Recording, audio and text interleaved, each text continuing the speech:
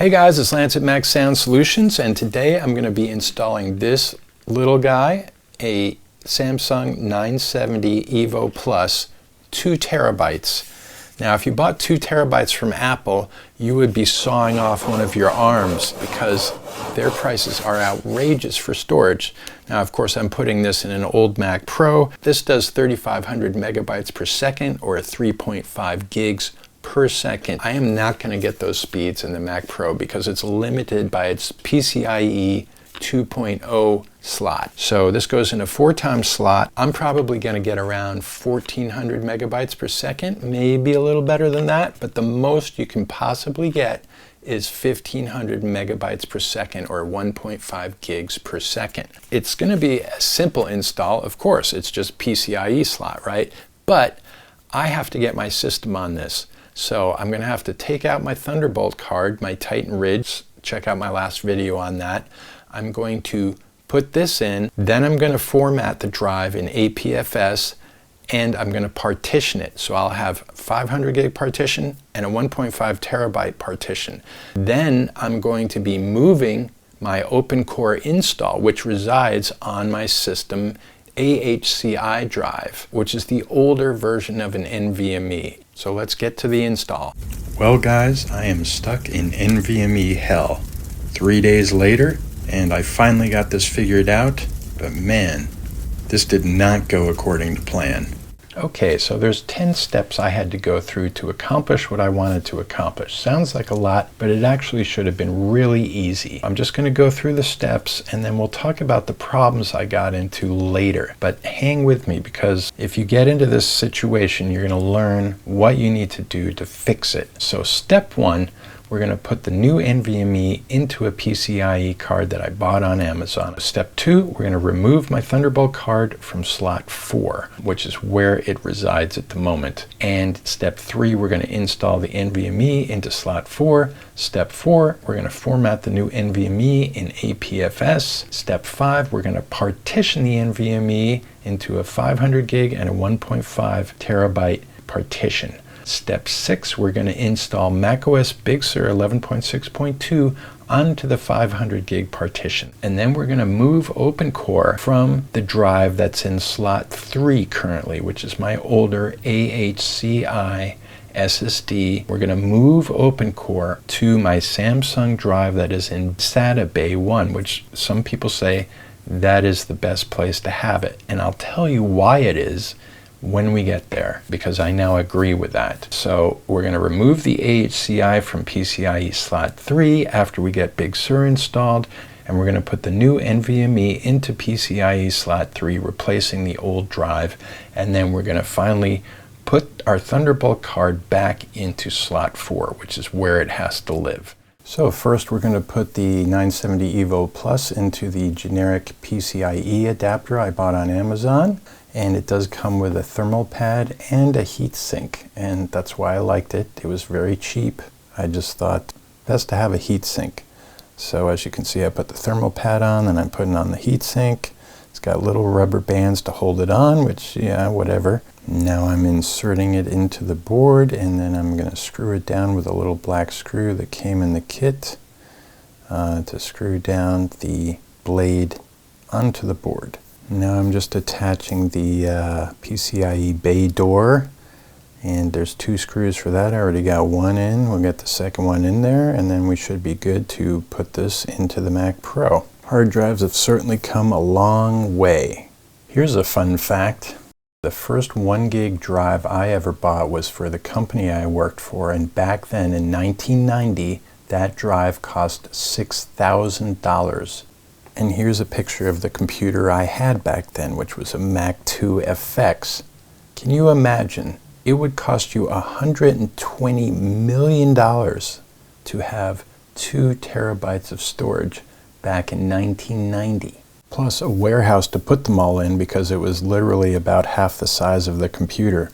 Okay, so I'm going to try and make a really long story short and forget the whole install stuff and just tell you what happened, because this video will just be way too long. I got the NVMe, I put it in PCIe slot 4. My older system drive that has OpenCore on it is in PCIe slot 3. and I have a system drive with Monterey in SATA Bay 1. So my mission was to install the system onto the NVMe, move OpenCore to SATA Bay 1, and then remove the AHCI drive. And I did also migrate all my data from the AHCI drive to the new NVMe, because basically this is going to be my new system drive. I booted into recovery mode, installed Big Sur on the NVMe, migrated all my data over from the AHCI drive to the NVMe, and then I did a reboot test. Everything was working. I could see any of the systems. I could boot into the new NVMe, no problem. Then it was time to move OpenCore. So I installed OpenCore from scratch onto SATA Bay 1 Monterey drive, which is a Samsung SSD. I blessed it. I rebooted. All the system drives were showing up. I'm like, great, I'm done. So I pulled out the AHCI drive. Well, I was not done. I then rebooted, and the computer would not boot. It would chime, and then 30 seconds later, it would shut down. And I'm like, why is that happening? So I pulled out the new NVMe. So there's no PCIe drives in there at the moment. The only one is the Monterey in SATA Bay 1 with OpenCore. I boot up, the bootloader shows up, Monterey loads, I'm able to boot. I put the NVMe back in, try booting up again, it shuts down. I'm like, damn, that's weird. So then I put in the AHCI back into slot 3, leaving the NVMe in slot 4. It boots, because that's what happened originally. It booted with that combination. Pulled out the AHCI again, and it wouldn't boot. So somehow the drive in slot 3 that used to have OpenCore on it is somehow tied to the NVMe card. And maybe that had to do with migrating the data, or maybe it had to do with moving OpenCore. So I really didn't know how to fix it. So I went onto the OpenCore Facebook page, and I got Martin Lowe's attention. Thank you, Martin. And I asked him, what should I do? Kind of explained my scenario, and he said, just re-bless OpenCore on the SATA drive with no other drive, without the 2 PCIe cards in there. So I did that, and it booted fine. Then I put the card back in, it wouldn't boot. Same scenario. And then I got back on there, and he said, try doing a Pram reset with 4 chimes. So I held down the command option PR without the other drives in there. It only chimed twice for me. He said let it chime 4 times. It never did a 3rd and a 4th chime. It just didn't seem to want to do it. So I'm like, whatever, I'm just going to put the NVMe back in and see what happens. And lo and behold, it booted. So somehow that cleaned out the cobwebs of whatever the issue was. I put my Titan Ridge back in, moved the NVMe to slot 3, and I'm golden now. But it was like 2 days of torture. You know, I know about resetting PRAM. I've done it many times. When you install a new video GPU, you should reset your PRAM. When you install new hardware, it's usually a good thing to do. But sometimes when you do that, you can unbless OpenCore. In fact, the first time I ever installed OpenCore, I reset my PRAM and it wiped out OpenCore. It wipes out the blessing. It doesn't remove OpenCore, it just unblesses the hard drive.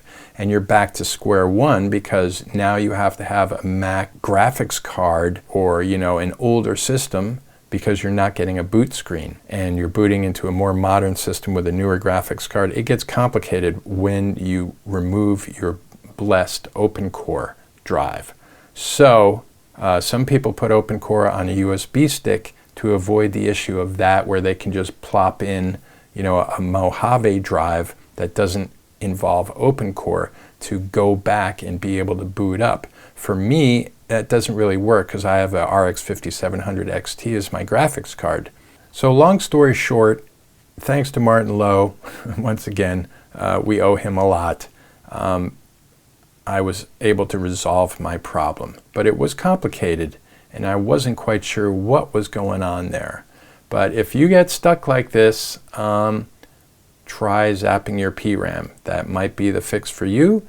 but it also could put you into an unblessed OpenCore computer. So keep that in mind. So here's a speed test of the NVMe with the basically cheap Amazon card. Getting very good speeds here, getting about the maximum possible in a PCIe 2.0 4x slot, getting almost 1.5 gigs per second read-write speeds. And you know, that's the best my Mac Pro has ever seen. And I can get this externally too via the Titan Ridge with a good Thunderbolt enclosure and the same drive. Okay, I almost forgot to include this in the video, and this is like one of the most important points I want to make, is that you should always install OpenCore in SATA Bay 1, which is the first SATA internal drive sitting right under the CD drive, the one closest to the front of the computer. That is where you should install OpenCore, whether it's on a spinning drive or on an SSD. It's better to have it there than it is to have it on an NVMe. I used to have it on the AHCI drive in slot 3, but my computer would take 30 seconds before the OpenCore bootloader would load, and that's because the Mac Pro is programmed to look first at drive 1. It looks there first. So that's where it finds, it'll look there and it finds the OpenCore bootloader, and then now it does it instantaneously. The chime happens and 3 or 4 seconds later the bootloader shows up, as opposed to before it would take a good 30 seconds before the bootloader showed up, maybe longer. So you save a lot of time and you save minutes of your life, which are important, by installing OpenCore in the first SATA Bay, whether it's an SSD or a spinning drive. And some people put it on a USB stick, which I've never tried that, and maybe they get good results from that, but I just know that the Mac Pro, for me, now boots so much quicker and finds OpenCore that much quicker by having it in SATA Bay 1. Okay guys, thanks for watching. Please subscribe to my channel. I'd really appreciate that. That helps get me that tiny bit of extra money every month from the old YouTube algorithms. And my next video is going to be probably my final Mac Pro 5.1 upgrade. And a company that gave me my Thunderbolt card, DQ Upgrade, also gave me, very nicely gave me, 2 5690s. So I'm like, it's a little daring for me to install those because I put in, you know, lidded CPUs into a computer that should have delidded CPUs.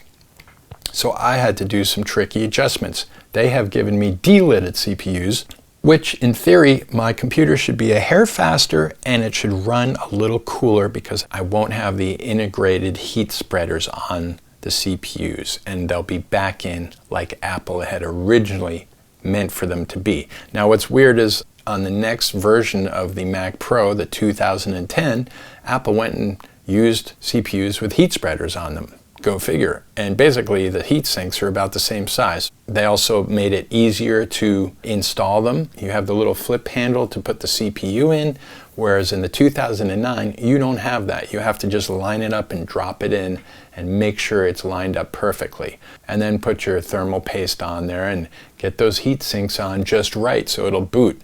So I'm a little scared of that final install. It could be the death of my Mac Pro. I could always buy another CPU tray if I had to, but let's hope that doesn't happen. Anyway, again, thanks a lot for watching, and we'll see you on the next Mac Sound Solutions video.